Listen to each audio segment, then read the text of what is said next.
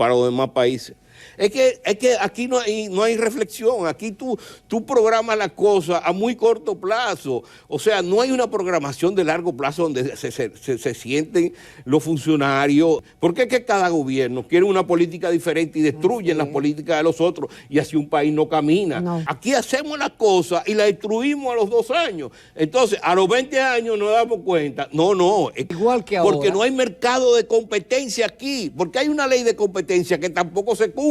Ese es el problema de este país, que no cumplimos las cosas. Entonces, ¿qué le hicieron? Le quitaron, cocotaron la directora. Entonces, porque por eso aquí no se distribuyen las riquezas. Aquí hay un 1% de la población que es dueña del 30%. Eso es una barbaridad.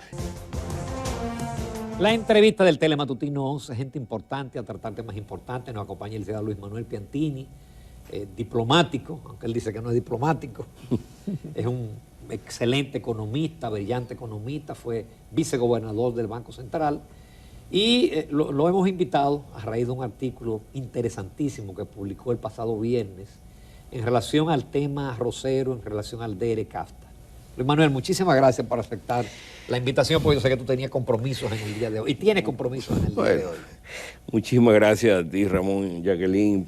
Además de excelente persona, todo lo que tú dijiste. Sí. Bueno, y buenos días, pueblo dominicano, que Dios me lo bendiga. Amén. Luis Manuel, tú haces referencias ahí a cómo el país logró la llamada rectificación técnica. Ahí de nuevo firmamos en la OMC y después nos dimos cuenta que había una serie de productos que quedaron desprotegidos. Una cosa tan difícil, ¿cómo se logró eso en ese momento? Lo que pasa es que la OMC se creó en esa reunión, pero efectivamente se fundó en el 1995, y esta reunión que yo digo fue en el 94, que fue a raíz de la última ronda, de la ronda Uruguay, del GATT. Ya el GATT se eliminó y se crea la Organización Mundial de Comercio. Por los americanos presionando, que ahora prácticamente la han matado. La han matado porque ellos estaban en desventaja, pero no vayamos al tema. El asunto es que la delegación dominicana que va en el 1994 a esa reunión del GATT final y para fundar la OMC, presenta la oferta de República Dominicana de bienes. Como todos los países, la oferta es los aranceles por productos. Por producto. Que van ligados en aduana, no lo que se cobra. Y no solamente eso, se presentan una serie de paquetes. Ahí los países desarrollados presentaron sus subsidios y se le aprobó. Lo que no presentamos nada fuimos nosotros y los otros, que nosotros bajamos los aranceles mientras los otros agarraban sus aranceles. Pero los subsidios no es algo privativo de cada país y lo puede hacer. No, la OMC lo controla, lo supervisa y lo tiene que aprobar. ¿Así? Sí, inclusive se cayó una ronda que comenzó en Doha en el año 2001 a raíz de la Torre Gemela. Los americanos accedieron a una ronda de desarrollo donde se pensaba eliminar los subsidios de los países desarrollados. Pero esa ronda se cayó, nati muerta, no siguió más y ya no va a seguir más. Entonces los americanos y los europeos tienen ese nivel de subsidio aprobado por la Organización Mundial de Comercio. Lo que no tenemos somos nosotros subsidios específicos, pero sí se permite como mínimo, como máximo, un subsidio, creo que es un 5% del Producto Interno Bruto del sector agrícola. Se permite. Completo. Del sector agrícola. Pero no del PIB completo. El ingreso, el PIB. Sí, del sector agrícola. De todo el sector. Entonces, una cosa, señor Piantini, si la República Dominicana en estos momentos decidiera que a los productores de arroz le va a cambiar las reglas de juego en caso de que no pudieran renegociar el DR-CAFTA y pondrían subsidios o eliminarían impuestos a ese sector, ¿tendría que pasar por la Organización Mundial de Comercio? Naturalmente, porque eso está prohibido por la organización.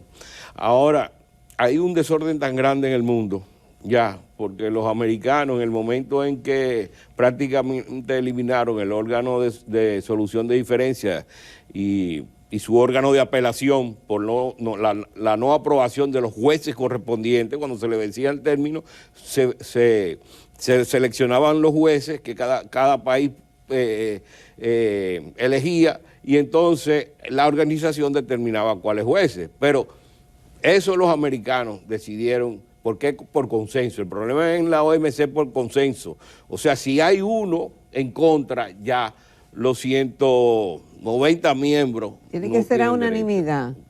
A unanimidad. Y entonces, a los americanos perdieron unos casos en ese órgano, en términos a productos que le ponían trabas impositivas, arancelarias en los Estados Unidos, restricciones a las importaciones, y entonces, no quiero usar palabras técnicas porque la gente no entiende mucho eso. Entonces, esas diferencias en términos de posiciones, porque estaban afectando las normas de la organización, se llevaban a los órganos de diferencia, que es a donde se soluciona el problema entre países, donde se sientan, discuten. Si no se llega a nada, entonces se comienza un proceso. Pero el órgano final es el órgano de apelación, y ahí los americanos determinaron que ese órgano no iba a tener jueces, y pues no tiene jueces, no hay decisión final. Entonces la organización tiene la pata más importante que hay, no la tiene ahora mismo. Ahora, dentro del marco del DERE-CAFTA no es posible. Entonces fíjate lo que tú me señalabas, tú no puedes dar subsidios, no lo puedes dar, pero hay un desorden tan grande a nivel mundial que se ha habido algo que se le puede hacer, ¿tú entiendes? Ahora, tú tienes que ver los precios, porque yo vi unos precios, una lista de precios del kilogramo de arroz en muchísimos países que está en el internet, y el kilogramo de arroz, del arroz americano, más que duplica el precio del dominicano. Entonces, tú tienes que hacer un análisis de precio y costo para ver si es verdad, ¿eh? Y determinar si nosotros vamos a ir en desventaja. Pero ¿cuándo hacer ese análisis? Porque se supone que va a haber un desmonte en el 2024 del arancel a 11 y tanto. Y dicen los analistas que todavía ahí pudiéramos ser competitivos. Pero cuando en el 2025 esté completamente desgravado, ¿hay que esperar a ese momento a ver lo que viene o hay que ir trabajando desde ahora? No, debimos haber trabajado hace 20 años. Cuando la delegación dominicana del DERE-CAFTA entregó una rectificación técnica que le costó mucho al país. ¿Por qué? ¿Qué pasó? En el 94, la delegación que va a Ginebra entrega una oferta que reduce los aranceles del 100% al 40%, que es el consolidado, o en un 60%, le elimina la protección, el nivel de protección de esos productos. Entonces, cuando los agricultores, el sector agrícola aquí se da cuenta de ese error que se dio, bueno, van corriendo. Yo me encontré porque Héctor Valdés me había designado a mí en la parte de darle seguimiento a toda la Organización Mundial de Comercio, porque desde Washington yo me di cuenta, siendo director ejecutivo alterno allá, de que los acuerdos de condicionalidades introducían ya elementos de ese tipo, y entonces me di cuenta que ya el GATT estaba adquiriendo una relevancia muy importante en la decisión de las políticas que iban a los acuerdos acuerdos financieros del Fondo Monetario Internacional.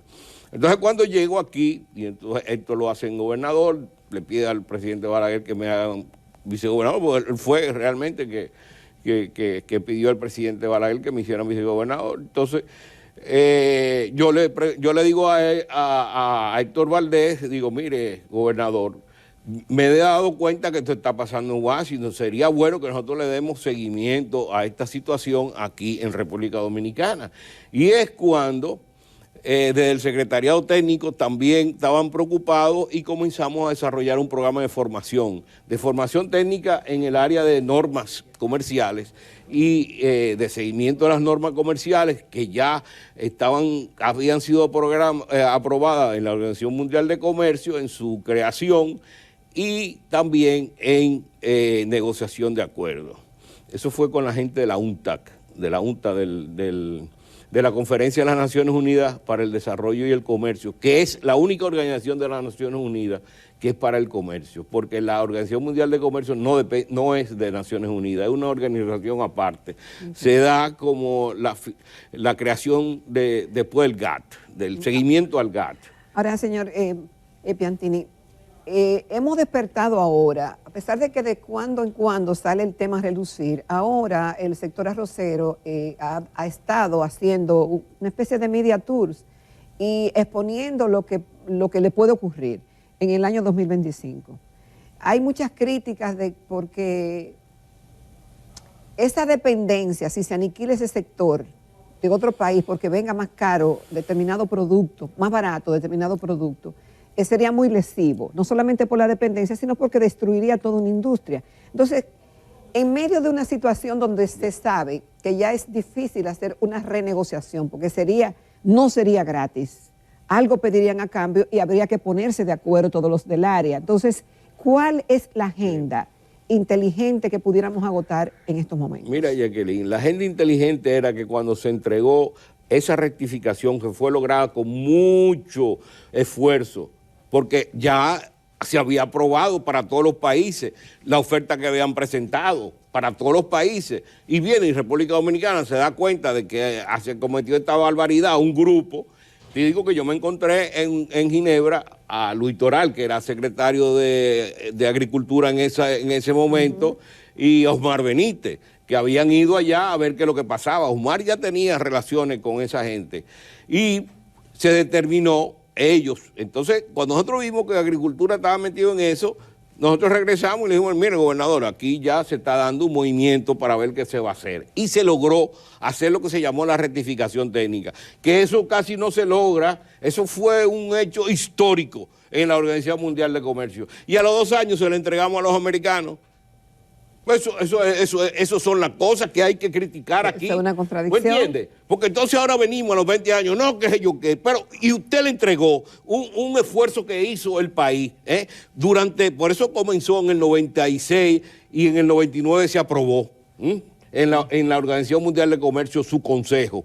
Entonces, en el año 2003, cuando se negocia el acuerdo del DR-CAFTA, República Dominicana entrega eso, después de haber sido ya parte, porque... ¿Eso fue una irresponsabilidad o desconocimiento? Bueno, esa ignorancia. rectificación técnica todavía existe para los demás países de la Organización Mundial de Comercio. Eso fue... Solamente para los americanos y el DR-CAFTA. Pero aquí entra el arroz de Tailandia y le aplican el 100%, no el 40%. Entonces, ¿qué pasa? A los americanos le van a aplicar el 0%, porque se entregó. ¿Por qué? Porque en ese momento decían que el acuerdo de la Cuenca del Caribe, el acuerdo de Reagan, ya no se iba a aprobar más. Mentira, se está aprobando todos los años. Sí. Es un acuerdo bilateral de una sola vía, ¿me entiendes? Donde tú no tienes que abrir tu mercado y tienes abierto el mercado en los Estados Unidos, como tiene Jamaica, como tiene Barbados, como tienen todos los otros países. Aquí hubo una irreflexión de las autoridades en ese momento. ¿Fue por desconocimiento, por ignorancia? No. O se hizo sabienda. Pero también el empresario había una presión de la zona franca, pensando que iban a perder el mercado textilero en los Estados Unidos. Y lo perdieron, pero no por el DR-CAFTA, porque se aprobó, o porque el acuerdo de Reagan se eliminaba. Lo perdieron porque el acuerdo multifibra llegó a su final y entraron los chinos. Pero por eso perdimos, y nosotros perdimos más de 90.000 empleos en zona franca en ese periodo, cuando ya se eliminó el acuerdo multifibra. Entonces ellos creían que con el DR-CAFTA iban a lograr esa compensación.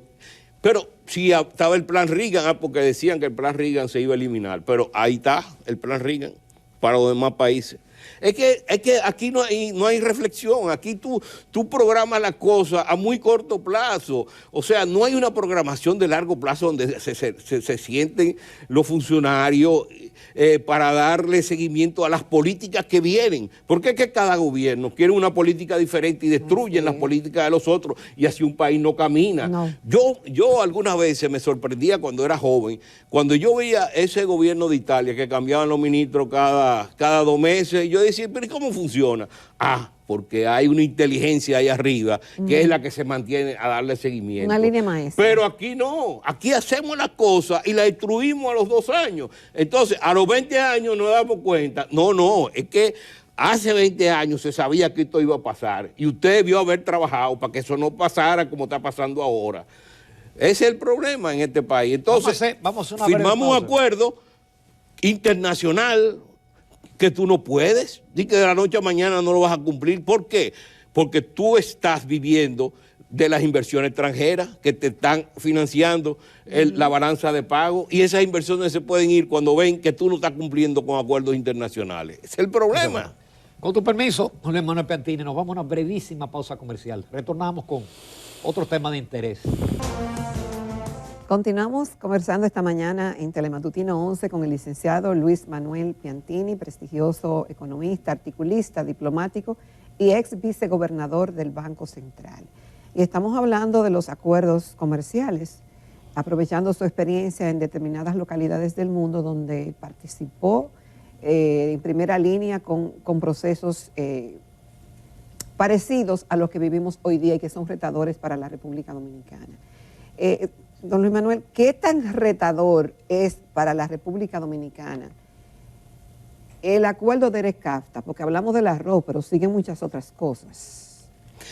Mira, el de ERECAFTA, quitándolo de la rectificación técnica, fue un acuerdo que nos ayudó a introducir reformas estructurales que mejoraron la competencia del mercado en República Dominicana. Ahora, el problema de República Dominicana es que nosotros estamos capturados aquí. La mayoría de los mercados son monopólicos, oligopólicos. Por eso tú ves cuando hay un crecimiento del valor del dólar con relación al peso, que es una depreciación del peso, que suben los precios de los artículos importados porque te cuesta más caro el valor del dólar. Pero después, si cae, como ha sucedido en esta época, pero tú te acuerdas, Ramón, a raíz de la crisis bancaria, el dólar se disparó al 60 por 1 casi, 59. Es más alto como está ahora. Y después, cuando el gobierno del expresidente Fernández entra en el 2004, ¿no? Ajá, 2004. Cuando ellos entran, el dólar estaba a 42 por ahí. Héctor Valdés como gobernador lo baja a 28, o sea, de 60 a 59 lo bajó a 28. Pues los precios se quedaron disparados por allá arriba. Igual que ahora. Porque no hay mercado de competencia aquí, porque hay una ley de competencia que tampoco se cumple. Ese es el problema de este país, que no cumplimos las cosas. Entonces se crean las leyes, se aprueban las leyes, pero para aplicarlas no se aplica nada. Ahí una directora que por ley no podía ser removida, la removieron porque se le ocurrió que había una gran empresa dominicana que está afectando a todas las otras pequeñas porque no la dejaban vender en el mercado sus productos. Entonces, ¿qué le hicieron? Le quitaron, cocotaron la directora. Y más nunca de eso se ha estudiado nada, ni se ha aplicado nada, y es un mercado completamente oligopólico y monopólico, porque por eso aquí no se distribuye la riqueza. Aquí hay un 1% de la población que es dueña del 30%. Eso es una barbaridad. Entonces, en un momento donde tú quieres deducir que es más importante aumentar el producto o tumbar la inflación, porque tú puedes seguir teniendo un crecimiento del producto a este nivel, inyectando recursos, pero ya tú sabes que la inflación se va a mantener. Entonces, tú vas a aumentar el producto para que se beneficie una clase, pero vas a mantener la inflación para que el 70% de los empleados, que lo que ganan es un salario mínimo en el sector formal, sean los perjudicados. Entonces, este país es un país que ha crecido, pero es un país que tiene problemas. Es un país que tiene problemas que hay que determinar, porque aquí queremos reducir la mala redistribución del ingreso a través de más impuestos. Pero ¿quiénes pagan los impuestos? Los mismos que están pagando los impuestos. Entonces tú lo que estás empeorando la distribución del ingreso, porque el otro 80% no lo paga, lo evade. Entonces hay una distorsión cada vez que se aplican medidas, porque no se aplica la correcta, porque no se quieren enfrentar los intereses que siempre han estado en todos los gobiernos manejándolo. No, yo estoy claro en eso. Yo lo digo claramente, porque tú analizas la economía dominicana y te das cuenta que hay un problema muy serio para distribuir. Ahora mismo, los precios internacionales han bajado. Los fletes volvieron a ser igual que la pandemia. Y aquí no bajan. Y aquí los precios se mantenían. Y aquí no bajan igual. porque si fuera verdad que bajarían, la inflación fuera negativa, el crecimiento mensual. Y no lo es. No. Sigue creciendo. Es más, Ramón, la tasa de crecimiento de inflación total el mes pasado, cuando tú ves a nivel anual, 6.39, si mal no recuerdo. Sí. Tú tienes muy buena memoria, porque yo te veo a ti, tú tienes muy buena memoria. Tienes esos números siempre ahí. Pero la subyacente fue 6.40 por encima de la total. ¿Qué te quiere decir? Que hay una presión que no son los precios internacionales, una presión interna que sigue presionando la tasa de inflación. Y el otro problema es el sector agrícola, que uno está diciendo hace tiempo que hay problemas en el sector agrícola, pero bueno. Qué pena, mira, qué pena que no hay más tiempo, porque Luis Manuel tiene compromiso, pero él tiene el compromiso de venir con más frecuencia. Cuando aquí, tú quieras, Ramón. Yo porque Luis Manuel está muy actualizado. Y una pena que no tratáramos el tema bancario. Pero muchísimas gracias, Luis Manuel, porque con lo que tratamos logramos el propósito. Bueno, muchísimas gracias. gracias. Muchísimas gracias. Nos vamos a comerciales, nosotros nos trasladamos porque vamos a seguir comentando este tema caliente del caso Calamar. Ya tenemos casi todas las especies marinas. Dios mío, tanto que me gustan a mí los calamares y los pulpos y ahora me lo han puesto con el tema de la El caso corrupción. Calamar.